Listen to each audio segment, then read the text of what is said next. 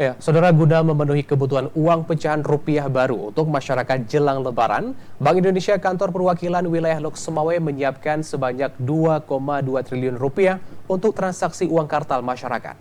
Uang ini akan diedarkan ke 29 titik di 10 kabupaten kota wilayah kerjanya. Pihak BI juga meluncurkan program Serambi untuk meningkatkan penggunaan uang elektronik oleh masyarakat.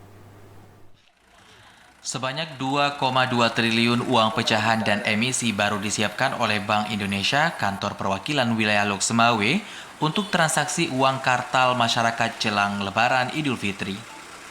Penukaran uang pecahan baru ini merupakan tradisi masyarakat untuk kebutuhan THR maupun pembelanjaan di hari Lebaran.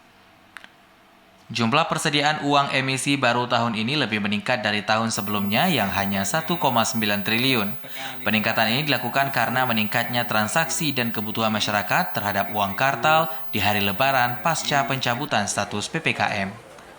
Untuk penukaran uang pecahan rupiah emisi baru, pihaknya menyediakan 29 titik gerai kas keliling dan loket penukaran yang tersebar di 10 kabupaten kota wilayah kerjanya.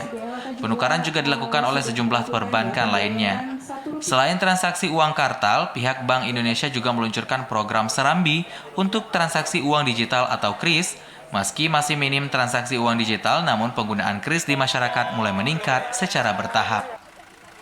Kepala Bank Indonesia Kantor Perwakilan Wilayah Lok Semawe, Gunawan, mengatakan, kas keliling untuk penukaran pecahan rupiah ini akan dibuka hingga 18 April mendatang.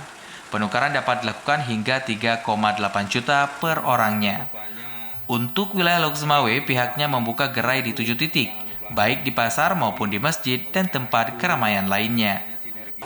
Ini meningkat 9% dari tahun sebelumnya, sekitar 1,9. Ini berarti ada peningkatan kebutuhan masyarakat seiring dengan pelonggaran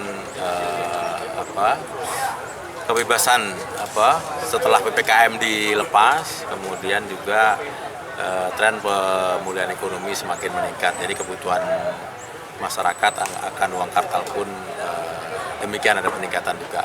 Gunawan menambahkan pihaknya juga mendorong masyarakat untuk melakukan transaksi secara elektronik menggunakan uang digital atau KRIS sehingga penggunaan uang kartal dapat berkurang serta mencegah resiko peredaran uang palsu. Penggunaan uang digital diharapkan mampu membentuk Smart City di wilayah kota Lok Semawe. Dari Lok Semawe, Muhammad Ilyas, TVRI melaporkan.